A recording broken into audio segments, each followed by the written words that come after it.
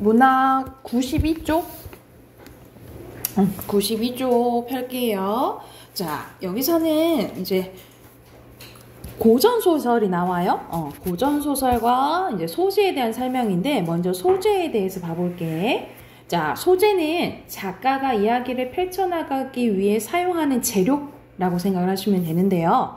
작가는 읽는 사람에게 주제를 효과적으로 전달하기 위해서 소설 속에 어떠한 의미나 가치 등을 담고 있는 소재를 일부러 두는 경우가 많아요. 그래서 여기서는 이제 김유정의 동백꽃 일부분이 나와 있는데, 여자의 점순이가 나에게 감자를 이렇게 주거든요. 감자를 주면서, 너 집에 이거 없지? 하면서 너 본감자 맛있어? 하면서 이제 점순이가 나에게 감자를 이제 챙겨주는데, 이 감자를 통해서 이제 알 수 있는 거는 나에 대한 점순이의 관심, 이런 걸 알 수 있어요. 그래서 이런 식으로 작가는 주제를 잘 전달하기 위해서나 아니면 어떤 의미나 가치를 전달하기 위해서 이러한 단어들, 소재들을 사용한다라고 생각하시면 돼요. 오른쪽에 보면 소재의 다양한 기능 나와 어떠한 또 역할을 할 수 있냐면, 말 그대로 앞에서 나 말했듯이 주제와 관련된 상징적인 의미를 가지고요. 인물의 상황이나 심리를 드러낼 수 있고, 그러니까 점순이의 마음 드러나잖아요. 그치? 이런 식으로 심리 드러낼 수도 있고요. 장면과 장면을 연결할 수도 있고, 앞으로 일어날 사건을 암시할 수 있어. 이거를 두 글자로 뭘 하냐면, 우리가 이어질 사건이나 결말을 암시하는 것을 복선이라고 해요. 그래서 복선 역할을 할 수도 있다라고 보시면 되고, 갈등을 일으키거나 없앨 수도 있고, 과거 회상의 매개체 역할을 할 수 있는 게 소재다라고 보시면 돼요. 그래서 여기서 소재의 다양한 기능 알아두시면 되고, 밑에는 고전소설의 특징입니다. 고전소설은 옛날에 쓰인 소설로, 말 그대로 기준을 어떻게 잡냐면, 자, 우리가 1894년을 보통 기준으로 잡아요. 이때 갑오개혁이 일어나거든요. 그래서 19세기 이전에 쓰여진 소설을 고전소설, 그 이유를 현대소설 이렇게 봐요. 그래서 19세기 이렇게 기억을 해두시면 되고, 여기에서는 안 쓰여져 있는데 선생님이 오른쪽에 고전소설의 전반적인 특징을 얘기해주고 종류 볼게요. 자, 먼저 고전소설의 특징은요, 특징 쓸게. 첫 번째, 구성 먼저 쓸게요. 어떻게 이제 이루어졌냐면, 과거를 회상하는 경우가 없어요. 거의 시간순으로 진행된다라고 생각하면 돼. 그래서 그 시간순으로 진행되는 것을 순행적, 같은 말로 평면적 구성이라고 하고요. 그리고 영웅소설 같은 경우에는 태어났을 때부터 죽을 때까지 다루거든요. 이렇게 태어났을 때부터 죽을 때까지를 다루면 일대기적 구성이라고 보시면 되고요. 자, 두 번째 사건입니다. 사건은 어떻게 이제 진행이 되냐면, 우리가 지금 요즘 드라마나 영화 같은 거는 스토리가 탄탄하잖아, 진짜나, 그치? 그런데 예전 같은 경우에는 약간 터무니없는 일이 일어나거나, 갑자기 이제 남녀가 헤어졌는데 길 가다가 만난다거나, 그래서 개연성이 좀 부족해요. 그 반대를 우연적이라고 해요. 사건이 우연적으로 일어나고요. 그리고 요즘에도 그래? 그런 이야기가 많이 있었어?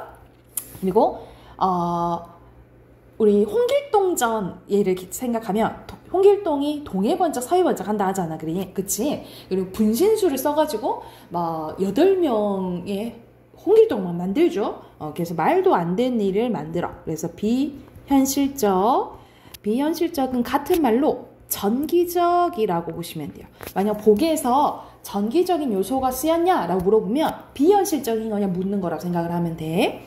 그리고 세 번째, 인물입니다. 인물은요, 한번 성격이 정해지면 잘 안 변해요. 그래서 착한 애들은 착하고, 나쁜 애들은 나빠.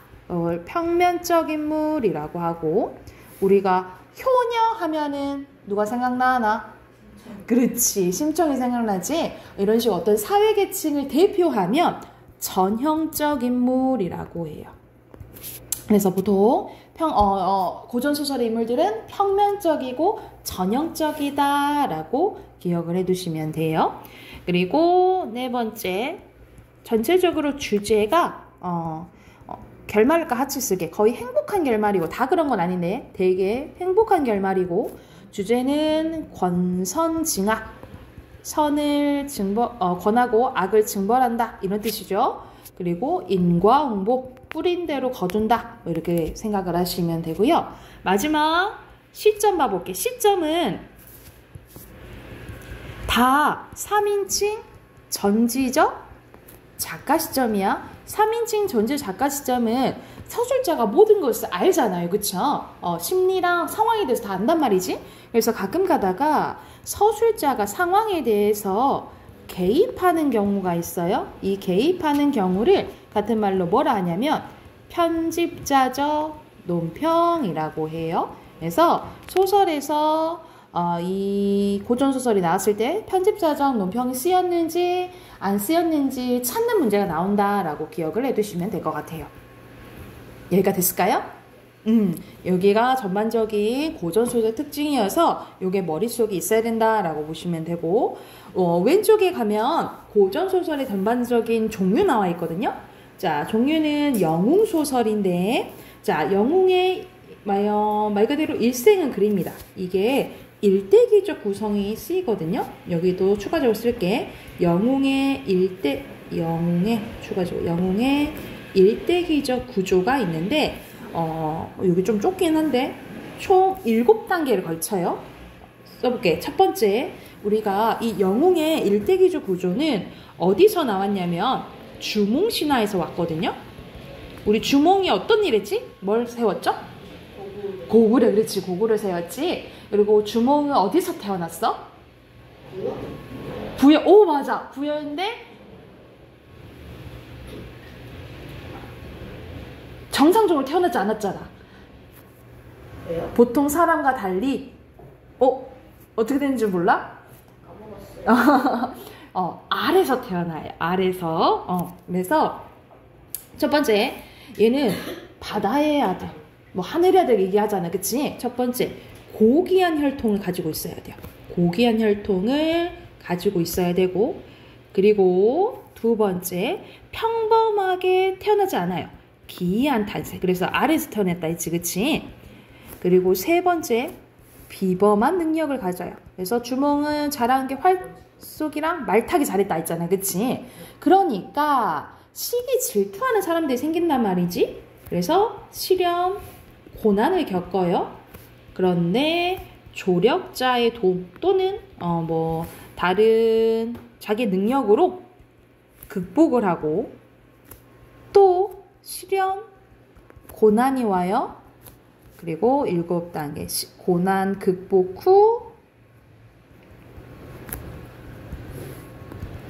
위협을 달성하는데 그 위협이 주몽은 나라를 세운 거죠. 그쵸? 이런 식으로 7단계의 구조가 있어요. 그래서 이것을 기반으로 영웅소설이 만들어진다라고 보시면 돼요. 그래서 중간에 빠지긴 하는데 거의 비슷한 흐름으로 진행된다라고 생각하시면 되고, 자, 지금은 별로 다를 게 없어. 그쵸? 그리고 가정소설이야. 가정소설은 가정 내에 일어나는 사건을 다룬 소설로 말 그대로 계모로 인한 갈등이라든지 아내와 첩, 그러니까 처첩 간의 갈등이 나오는데 보통 이런 이제 교훈은 뭐겠어? 본처한테 잘해라 이런 내용이 나오겠죠. 첩은 우리가 지금은 일부 일처제여서 한 사람과 결혼을 하는데 예전에는 남성 가부장적 사이였잖아. 그래서 본처 말고도 두 번째 부인, 세 번째 부인, 그분은 첩이라고 해요. 그래서 이때는 처와 본처와 첩 간에 갈등이 있었다라고 보시면 되고, 그리고 애정소설 말 그대로 러브스토리라고 생각하시면 되고요. 우화소설은 주인공이 동물이나 식물이에요. 동물이나 식물을 사람처럼 표현한 것을 우화소설. 그래서 우리가 이솝 우화 있잖아. 그치? 그거라 생각하시면 되고, 그래서 동물이나 식물에 빗대어서 인간의 세상인의 부정적인 면을 말하거나 교훈을 주려는 의도가 많은데, 이거는 동물을 통해서 사람의 이야기를 하는 거죠. 그러니까 말 그대로 돌려 얘기하는 거잖아요. 그쵸? 그래서 전체적으로 특징이 우의적이다 라고 보시면 돼요. 돌려서 이제 얘기한다 라고 생각하시면 되고요. 그리고 적강소설이에요. 적강은 뭐라고 생각하면 되냐면 원래 하늘나라 사람인 거야. 원래 하늘나라 사람인데 하늘나라 사람이 죄를 지어서 인간 세계로 귀양했다라고 보는 거예요. 그래서 오른쪽 봐보자. 오른쪽은 이런 식으로 하늘나라 사람이면 천상계, 지상계 이렇게 나뉘어지겠지, 그치? 이렇게 세계가 두 가지 있다라는 것을 이원론적 세계관이라고 해요. 그래서 적강소설은 이 이원론적 세계관을 가질 수밖에 없어요. 그래서 적강이라는 단어가 나오면 천상계 사람이 원래 천상계 사람이었는데 죄를 지어갖고 인간 세상을 내려왔구나. 그래서 적강이랑 뭐랑 많이 나오냐면 영웅소설이랑 많이 나와요. 그러니까는 내려와가지고 이 지상계에서 활약을 하는 거지. 그런 얘기라 생각하시면 될 것 같아요. 그래서 이렇게가 전반적인 고전소설의 종류라고 기억하시면 될 것 같습니다. 참고하면서 오른쪽에 8문제 있네요. 8문제 바로 풀어볼게요.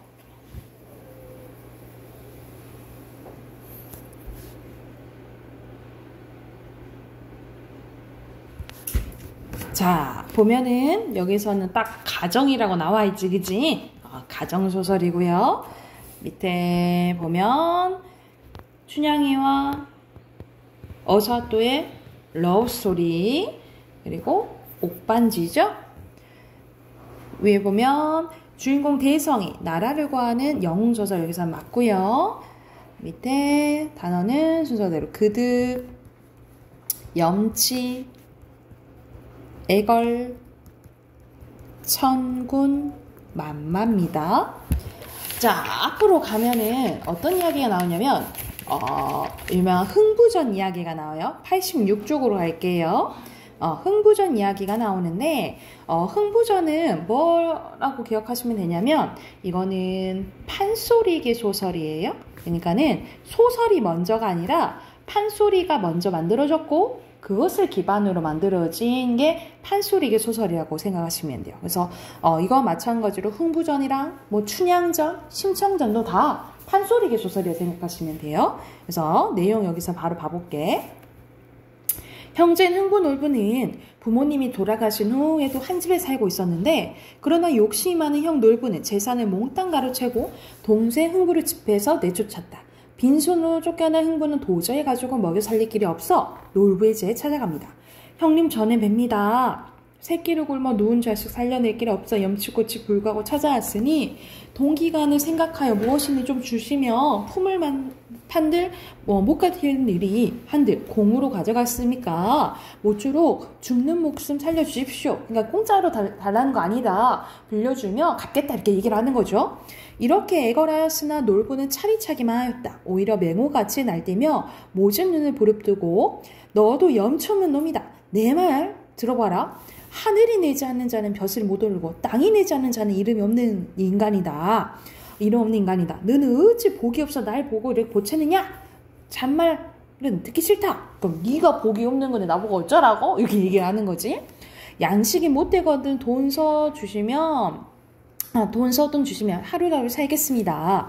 이놈아 들어봐라. 쌀이 많다 한들 너주자면 헐겠으며 벼가 많다 한들 너주자면 노적할며 돈이 많다 한들 너주자며 궤돈할며 가로대나 주자 한들 너주자고 큰 독에 가득한 것을 떠내며 이복 가지나 주자 한들 너주자고 행난 것들 벗기며 찬 밥술이나 주자 한들 너주자고 마루 아래 청삽살을 굶기며 지게미나 주자한들 너주자고 새끼 낳은 돼지를 동기며 콩섬이나 주자한들 큰 농가 네필이니 너를 주고 소를 굶기겠냐. 정말 염치 없고 속이 없는 놈이로구나. 그래서 아무리 그러시더라도 죽는 도생 좀 살려주십시오 하면서 놀부는 화를 떨어내어 벼락 같은 소리로 하임 마당새를 부르는 것이었다.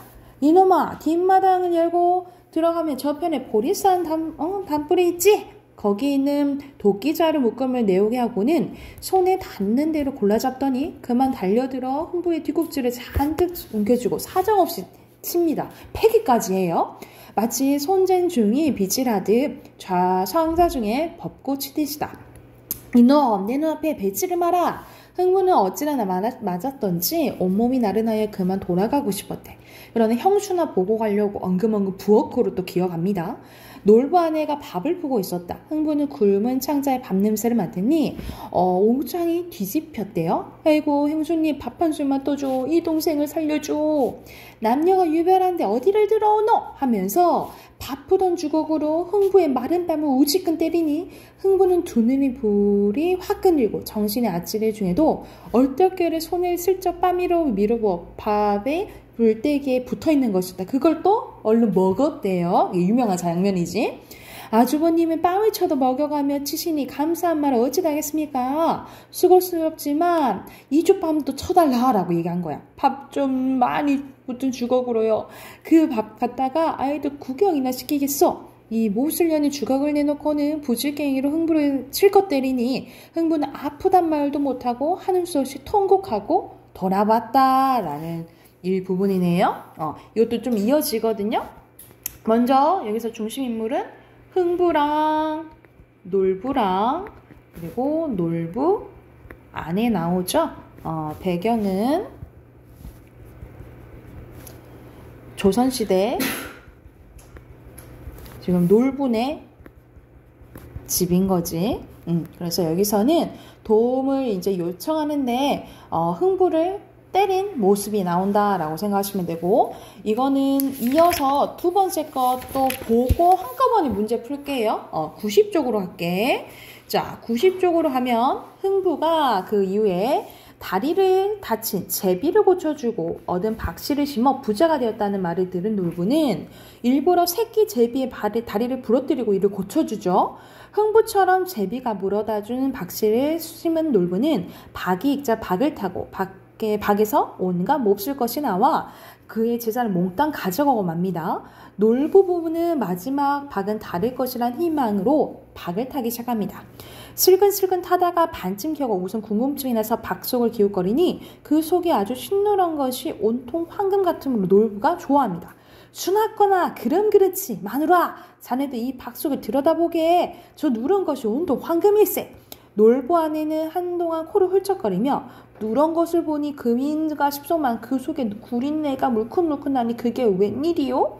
자네도 어리석은 소리 작작하게 박이 덜 익고 덜 익은 것이 있을 게 아닌가. 이 박은 아주 무르익었으므로 구린내가 나는 것을 모른단 말인가. 어서 타보세 했더니 자, 벼랑간 박 속에서 모진 바람이 쏟아져 나오며 버락 같은 소리가 나더니 똥줄기가 무자해로 나오고 물줄기처럼 쏟아져 나왔대. 다 똥물이 나왔다는 거지. 놀부 양주는 피할 수도 없이 똥벼락을 맞으며 나동그라졌다. 똥줄기는 천군만마가 달려오듯 태산을 미치고 바다에 메울 듯 터져나와 삽시간에 놀부의 집 안팎채가 똥으로 그득하게 되자 놀부 양주는 온몸으로 황금덩이가 되어 달아났대요. 멀찍이 물러나서 뒤돌아보니 온 집안이 똥에 묻혀있는 것이었다. 놀부가 기가 막혀서 여보 마누라 이 노릇이 어찌하여 좋단 말이요. 재물 얻으려다 재물 탕진하고 끝장은 똥더미로 의복 한 가지도 없게 되었으니 앞으로 어떻게 살아간단 말이요. 에이고 답답스러워라. 이때 앞 뒷집에 사는 양반네들 제 집까지 똥이 밀려와서 그득하게 쌓이게 되자 그 양반들이 고두쇠로 벼락같이 부르더니 분부하면서 빨리 가서 놀부놈을 잡아오너라. 고두쇠가 새 총알 같이 달려가서 놀부놈의 덜미를 퍽퍽 눌러짚고 풍우같이 놀아다가 생원님들 앞에 꿇어앉혔대요. 이놈 놀부야 들어라. 양반댁에 쌓인 똥을 해지기 전에 다 쳐내지 못하면 죽을 줄 알아라. 놀부놈은 기왓장 위에 꿇어앉은 채 계집을 시켜 돈 500냥을 갖다 놓고 거름장사들 닥치는 대로 불러다가 삭전을 후해주고 똥을 쳐낸 다음에야 겨우 풀려났대. 다 치워주고 나서. 놀부 내외 서로 붙들고 갈 곳이 없어 통곡하는데 이때 건너 마을 흥부가 형이 폐가망신했단 말을 듣고 급히 하인을 거느리고 와서 놀부 양주와 그리고 조카들을 데리고 집으로 돌아옵니다. 그리고 흥부는 안방을 치우고 형님 내외를 거척해 한 다음 의지를 후인하여 대접하고 위로하며 한편으로는 좋은 터를 잡아 수만금에 아낌없이 들여 집을 질 때 제 집과 같게요. 세가님의 의복, 음식을 똑같이 해서 형을 살게 해줬다라는 거지. 사실 형한테 복수도 할 수 있는데 똑같이 너무 이제 흥부가 착하니까 놀부를 이렇게 감싸 안아주면서 끝나게 되는 이야기라고 보시면 돼요. 여기서는 거의 중심 인물 놀부 이야기죠. 놀부와 놀부 부인, 그리고 흥부고요. 그리고 배경은 그대로 놀부네 집, 이렇게 보시면 될 것 같아요. 그래서 전체적인 주제는 권선징악이죠. 권선징악과 형제간의 우애에 대해서 이야기했다라고 보시면 돼요. 앞에 88쪽부터 7번까지 문제 한 번에 풀고 답 확인할게요.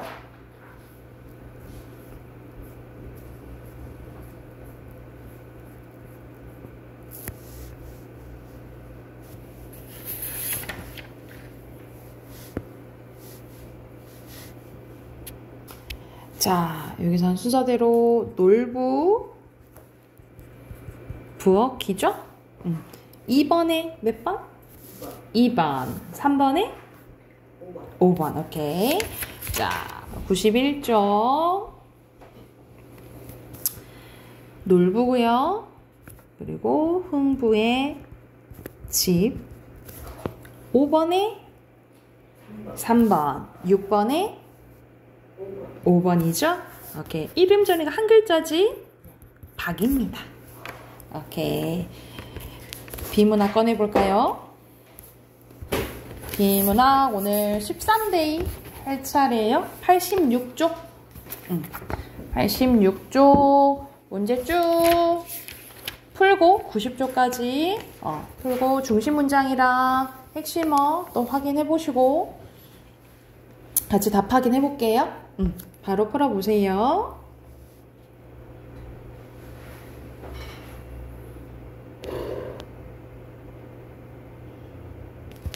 자, 같이 한번 봐봅시다. 86쪽. 자, 1문단 보면요. 매일 각종 사회범죄에 관한 기사가 보도되는데 물건을 훔치거나 사람을 해치고 자신의 이익을 위해 다른 사람에게 해를 끼치는 여러 범죄에 관한 이야기를 접하다 보면 인간은 원래 악하게 태어난 존재인가? 라는 생각이 들기도 한다는 거지. 하지만 자신을 희생하여 타인의 목숨을 구하는 사람이나 그리고 항상 다른 사람을 도우며 사는 사람이 있다는 걸 생각하면 원래는 선하게 태어난 인간이 후천적인 영향으로 악해지는 것인가? 라는 의문도 든대. 그래서 여기서는 두 가지 의문이 있다는 거지. 첫 번째, 인간은 원래 악하게 태어난 건가? 아니면 원래는 착한데 악하게 변하는 걸까? 이렇게 생각한다 이 말이야. 그래서 여기서 핵심어는 인간이고요. 인간의 본성에 대한 의문이죠.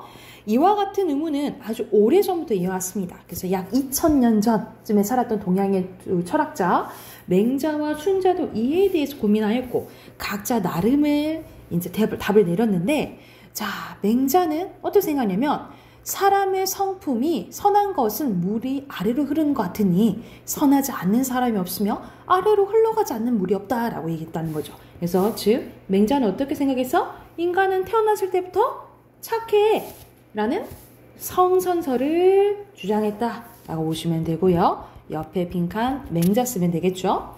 눈앞에 물에 빠진 어린아이에게 또 상상해보자. 누구나 그 아이를 보면 안타까운 마음이 들어 그 아이를 구하려고 했을 것이다. 맹자에 의하면 우리가 이런 마음을 갖는 것은 다른 사람으로부터 비난을 받을까봐 걱정해서도 아니고 다른 사람도 칭찬을 받기 위해서도 아니다라는 거죠. 인간의 선한 요소, 도덕적인 마음에서 우러러서 나온다라는 거지. 여기서 핵심어는 도덕적인 마음이고요. 반면에 여기서 이제 상반돼요. 순자는 자, 인간의 본성은 악하다라는 성악설을 주장합니다. 여기서 핵심은 성악설, 옆에 빈칸 순자예요. 놀이터에서 어린아이들을 관찰하다 보면 가끔 아이들이 곤충을 잡아 잔인하게 죽이는 모습을 볼 수도 있거든요. 선생님도 이거 어렸을 때 죽이기까지는 아니고 그 잠자리 같은 거 있잖아. 잠자리 잡아봤어? 진짜나? 잠자리 이제 보면 시골에 놀러 가면 시골에 살 게 없잖아. 그러면은 이제 잠자리 잡거든요. 잠자리 막 잡고 잠자리끼리 막 선생님 막 싸움 붙이고 싸움 이렇게 붙이면 서로 잡아먹거든요. 그래서 막 그런 거는데 하여튼 여기는 그 예를 들으네. 그래서 만약 착하다면 아이들이 작은 곤충도 소중히 여겨야 하는데 아이들은 죽은 곤충을 보면 눈물이 클릭이는커녕 죄책감도 느끼지 않는다는 거죠.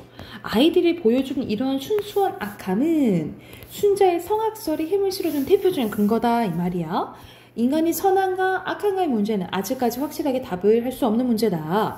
하지만 이러한 인간의 본성에 대해 고민은 우리는 선함과 올바른 가치에 대해서 이제 되새겨보는, 생각하게 만든다 라고 보시면 되겠죠. 그래서 이제 나중에 이제 고자라는 또 이제 철학자가 성무선악서 얘기하거든요. 인간은 선하지도 악하지도 않고 이 선택하는 의지에 따라서 달라진다. 이런 이제 생각도 있어요. 그래서 이렇게 생각해 봐야 된다라는 내용입니다. 그래서 핵심은 본성이에요. 1번에 선함, 2번에 5번이죠. 설득. 여기서는 설득하진 않지. 그리고 순서대로 성선설, 성악설이고요. 4번이 아닌 거 몇 번? 4번. 그치. 비난받지 않기 위한 것이 아니라 했지. 그치. 5번에 3번이죠. 자, 두 번째는 우리 눈에 있는 홍채와 관련된 내용이네요. 불과 몇 년 전까지만 해도 미래 사회를 그린 영화에서는 홍채를 인식하여 보안 장치를 해제하는 장면을 많이 등장시켰습니다. 하지만 이러한 장면은 이제 더 이상 미래 사회에서만이 아닌 거죠. 그렇죠? 지금 이 순간에도 홍채 인식은 중요기관에서 보안 수단으로 활용되고 있고, 심지어 우리가 사용하고 있는 스마트폰 중에서도 보안 해제하는 수단으로 홍채 인식을 활용을 하죠. 홍채란 과연 무엇이고 어떤 이유로 보안 수단으로 활용되는 것일까? 라고 해서 여기서는 이 문장을 중심 문장으로 보고요. 핵심어는 홍채 인식이에요. 옆에 빈칸은 홍채. 홍채는 눈의 각막과 그리고 수정체 사이에 존재하는 납작한 도넛 모양의 막인데요. 우리 눈을 보면, 그래서 밑에 사진 나와 있네, 그치? 가장 가운데 있는 작은 원 모양이 보이는데, 이게 이제 동공이고요. 그리고 홍채는 바로 이 동공에서 들어오는 빛의 양을 조절하는 역할을 합니다. 빛의 양이 많아지면 홍채가 동공의 크기를 줄여서 빛을 덜 들어오게 하고, 빛의 양이 적어지면 홍채가 동공의 크기를 크게 만들어서 빛을 최대한 많이 들어오게 한다라는 거죠. 그래서 여기서는 홍채의 역할 나오네. 그래서 여기가 중심 문장이고요. 핵심어는 그대로 홍채예요. 홍채가 보안 수단으로 활용될 수 있는 이유는 사람마다 홍채의 모양이 모두 다르기 때문입니다. 홍채의 무늬를 이루는 요소는 약 200가지 정도여서 그 조합에 따라서 무수히 많은 무늬를 만들 수 있는데요. 전 세계 모든 사람들의 홍채 모양이 모두 다르다고 단정할 수는 없지만 한 사람이 다른 사람과 홍채 모양이 똑같은 확률은 10억 분의 1이라고 합니다. 이는 단 한 사람의 지문이 다른 한 사람의 지문과 일치할 확률보다 훨씬 더 적은 확률이래. 그래서 지문 인식 대신에 홍채 인식을 보안 수단으로 사용하는 기업과 사람들이 늘어나고 있대요. 그래서 여기서는 홍채가 보안 수단으로 활용할 수 있는 이유가 나오네. 옆에 빈칸 보안이에요. 홍채 인식은 현재 사용되고 있는 보안 수단 중 가장 높은 정확 수단과 낮은 오류 확률을 보이는데요. 앞으로 홍채 인식은 더욱 각광받는 보안 수단이 될 것이며 더 다양한 분야에서 활용되어 우리의 일상 속에 자리 잡을 것이다 라는 내용이네. 그래서 핵심은 홍채 인식으로 보면 될 것 같아요. 빈칸 홍채. 7번에 얼마 짜는 거? 3번 반대되는 거 없고, 8번에 적절한 거네요. 4번, 9번에 4번. 양까지는 아니지. 그리고 10번에 3번입니다. 오케이. 자, 뒤로 넘겨서 어휘 봐볼게요. 1번에 해제, 2번에 각광, 밑에 순서대로 니은, 리을, 디귿, 기억, 7번에 가치, 8번에 후천적, 그리고 요거는 사다리를 잘 타야겠죠? 잘 타면 순서대로 디귿, 리을, 니은 기억이고요. 밑에 단정하다, 정확성, 결론 짓다, 그 다음에 보충하다예요. 오케이. 마지막 문법 꺼낼게요.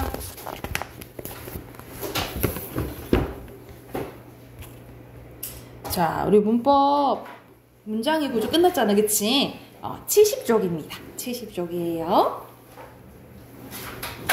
자, 오늘은 뭐가 들어가냐면 의문이 들어가는데, 원래 승찬아 이 의문을 맨 처음 배웠어야 했거든요.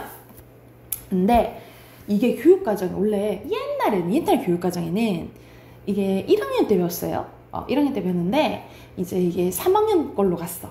3학년 때 이제 나오거든요. 3학년 때 나오는데 이제 좀 교육과정 이제 바뀌어가지고 지금 이제 승찬이 새로운 교육과정을 하잖아요. 그쵸?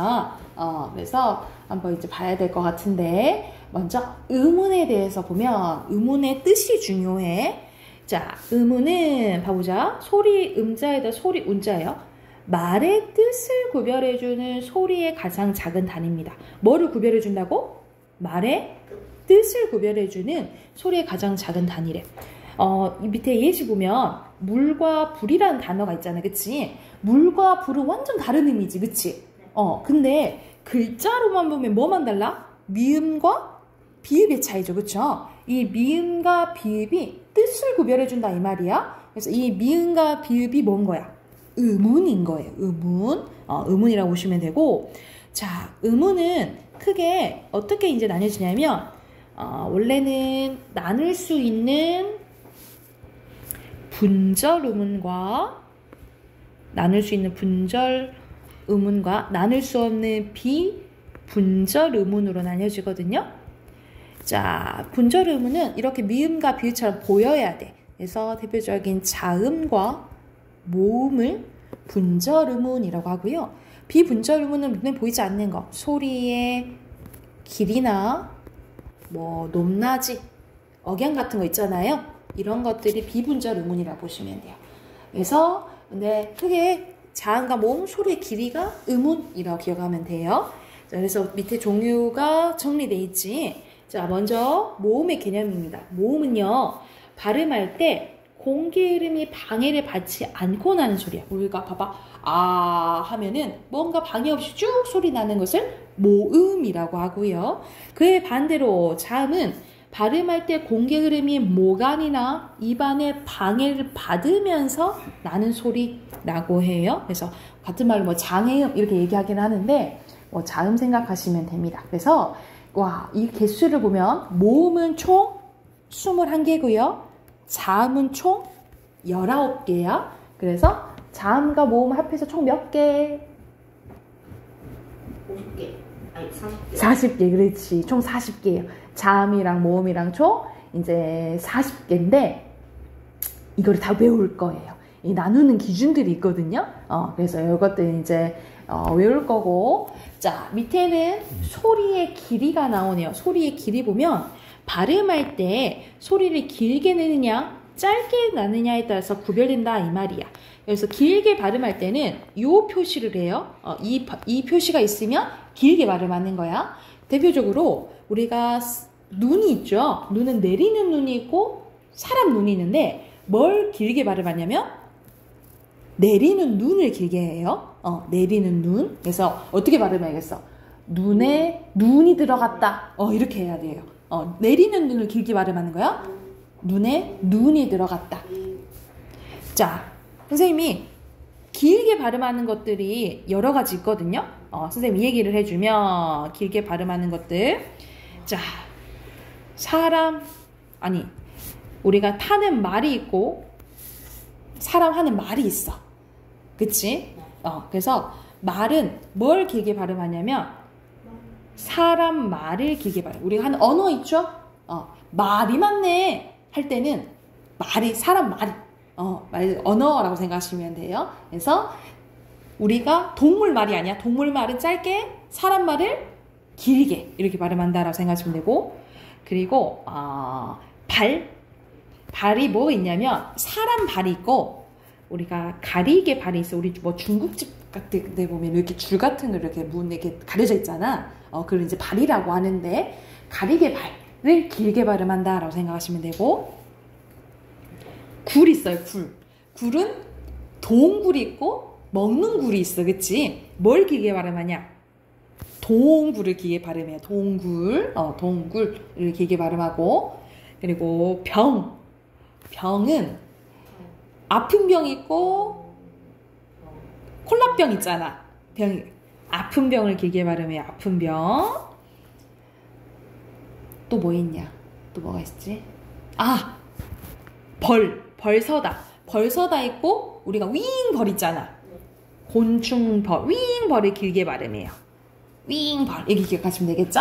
이런 게 대표적인 거야. 이렇게 해서 그걸로 기억하면 돼. 이건 길게 발음하는 거야. 내리는 눈, 사람말, 그리고 가리개발, 동굴, 아픈 병, 윙벌, 그리고 하나 더.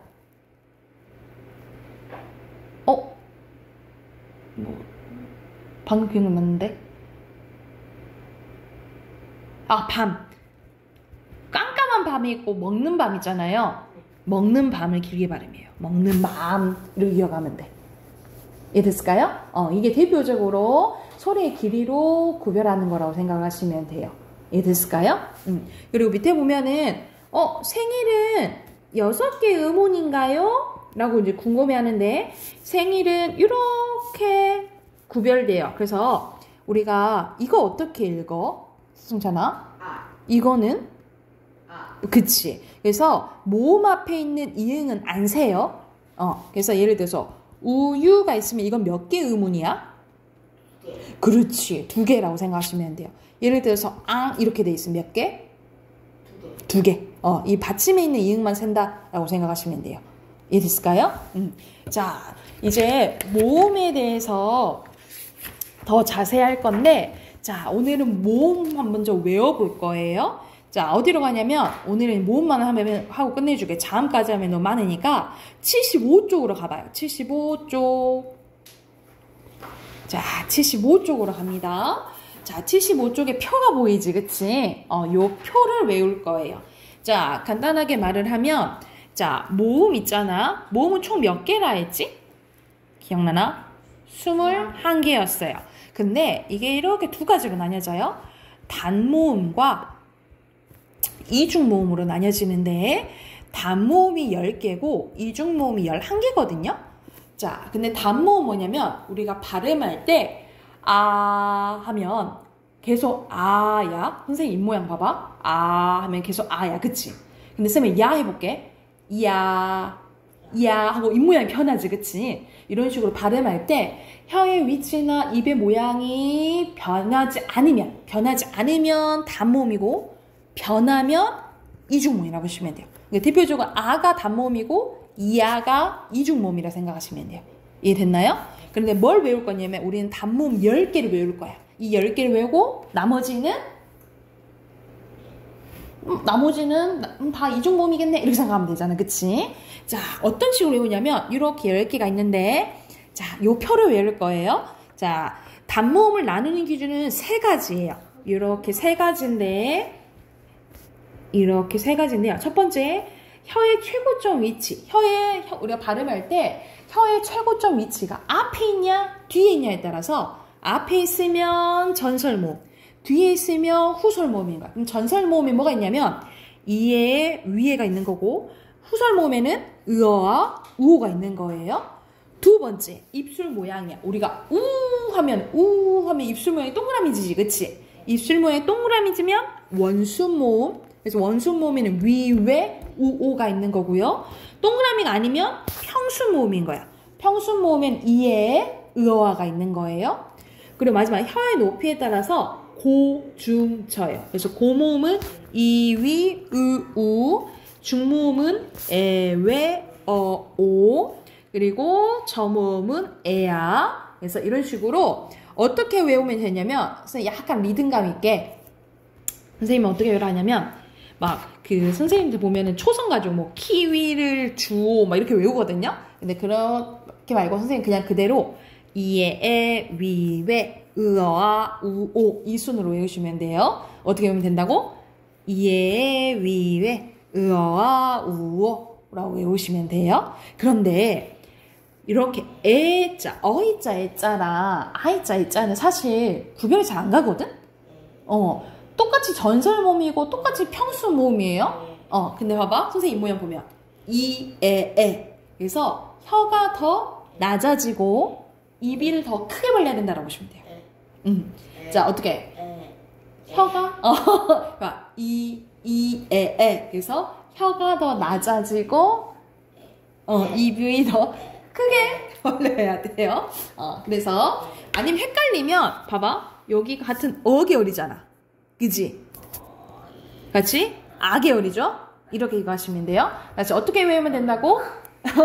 이에, 위에, 으어, 우, 오 이렇게 외우시면 돼요. 그래서 나중에 표를 외우잖아? 그러면 봐봐. 이에, 에, 위, 왜, 으어, 아, 우, 오. 그래서 문제를 풀 때 이렇게 표를 그리고 봐요.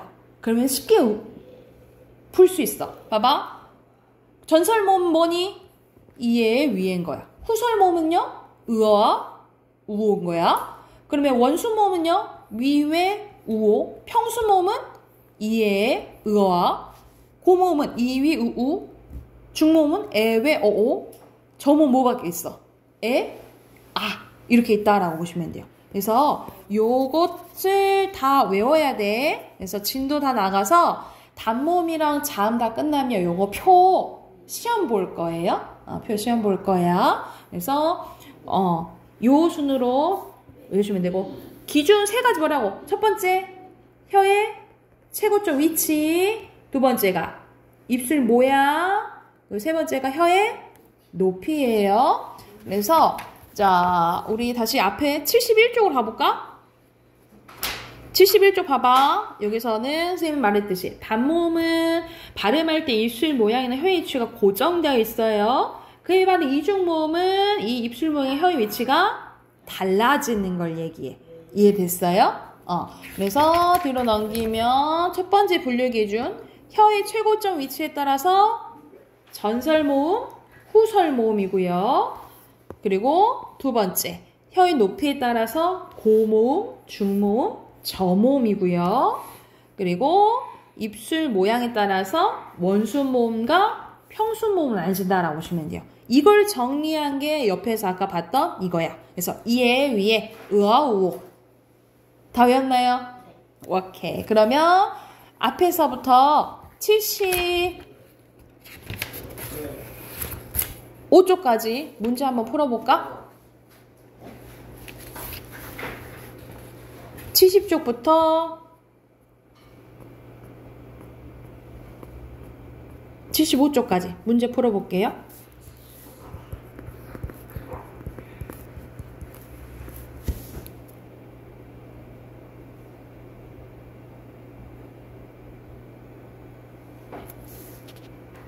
자, 답 확인 해볼게요.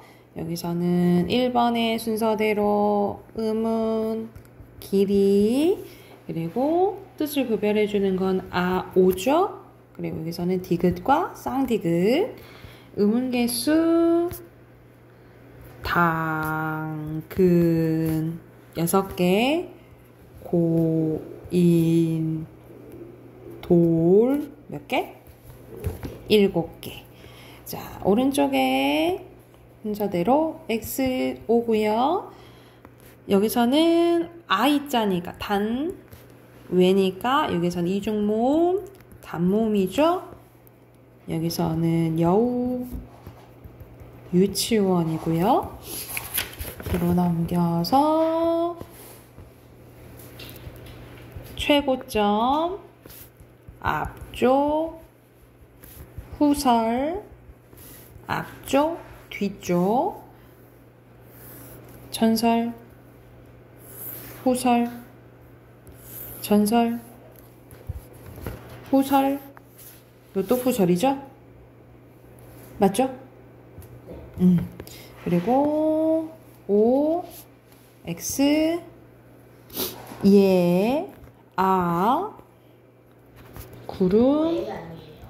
응? A 아니에요? 이해란다. 이거 요로 애죠? 응. 그다음에 구름, 귀신, 꽃. 구름을 또 쓸 뻔했다. 동네. 그다음에 아빠.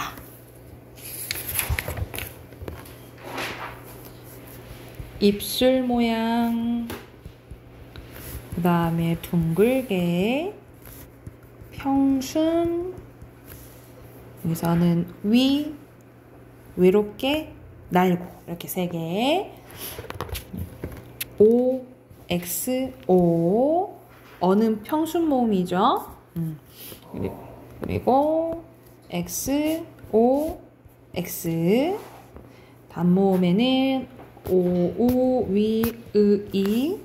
전선 모음에 위, 이. 고모음에는 우, 위, 으, 이.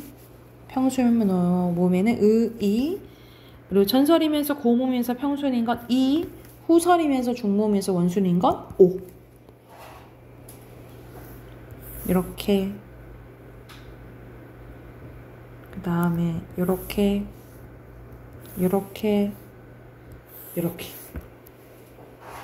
됐나요? 자, 뒤로 넘기면 먼저 모음에 대한 문제가 쭉 나오거든요. 우리 76쪽부터 79쪽까지 숙제를 해오자. 79쪽까지 숙제를 해오고 다음 주 월요일은 휴강이에요. 그래서 다음 주 우리 수요일까지 하면 되겠죠? 수요일까지 문법 숙제 해오시고 13강 외워서 오시면 돼요. 여기까지 합시다.